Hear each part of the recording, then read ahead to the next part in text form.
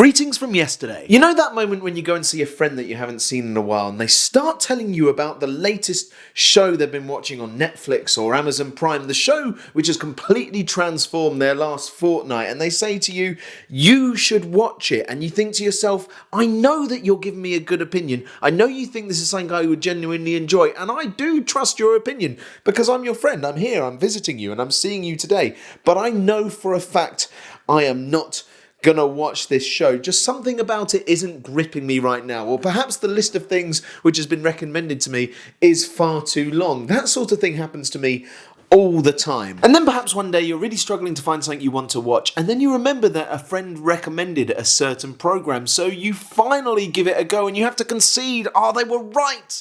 This is so good. Why did it take me 2 years from the point when it was recommended to me to finally watch it? And unfortunately, sometimes it's longer than 2 years. Sometimes it's close to 2 decades. Because last night I watched a show that most people won't believe it took me till last night to start watching. Last night I watched The Sopranos. And by watch The Sopranos, I mean started to watch The Sopranos. I only watched 2 episodes. I couldn't watch the whole thing in one night. There's like 86 episodes and they're all about an hour long, and that's part of the reason it took me till last night to start watching it. I know that it's one of the most popular shows of all time, but the thing is, when you know that it's 86 hours almost of TV to watch, that's a big undertaking. That's really daunting, and you do put it off, and that was the case with me. And here's the really annoying thing. After only 2 episodes last night, I knew that everyone was right. I was really enjoying it from the get-go. When Charlie and I first got together, she told me that when she grew up, she never watched a lot of film and TV, which blew my mind because that's pretty much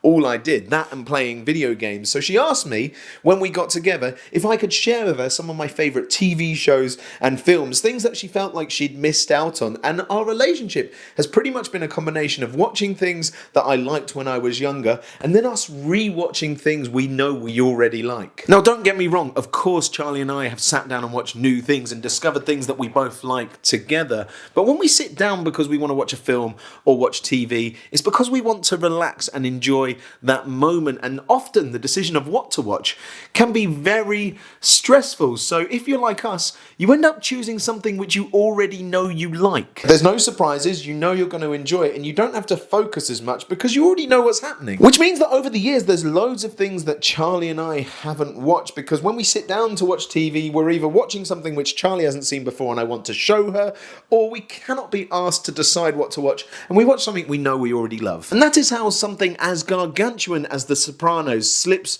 through the net. And that got me thinking, there is loads of things that I think a lot of people will have expected me to see, which I haven't. So I've decided that I'm going to treat this video as a bit of an amnesty for me to come clean and tell you the things that I have never watched or seen or read or played. And you can join in the comments if that sounds like your sort of thing. So in the spirit of classic American TV, I've also never seen Twin Peaks. I'll be honest with you, I don't even know what Twin Peaks is. I don't know what it's about. Twin Peaks, is 2 mountains? Is that what's going on there? I've never seen Frasier or Seinfeld or pretty much any classic American sitcom pre-Friends. I've watched pretty much everything Star Wars, but I have never seen a single moment of anything Star Trek. The thing that everyone seems to be getting on me at the moment to watch is Schitt's Creek. Not seen a single moment of that. And I know they're massive shows that everyone has seen, but I haven't seen Stranger Things or Squid Games.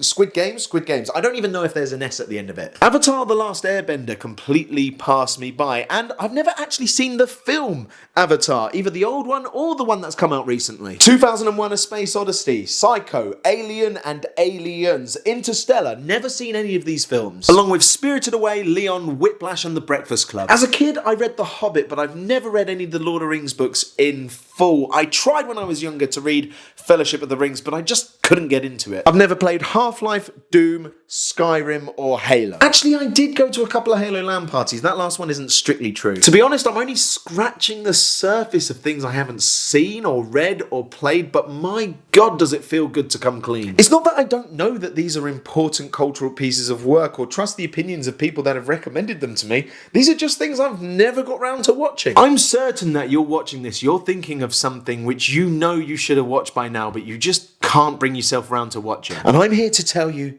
it's okay. I think it'll be good therapy for the soul if by the time we catch up tomorrow, you've let me know the thing that you know you should have watched by now. But until then, there's only one thing to say. Don't be a dick.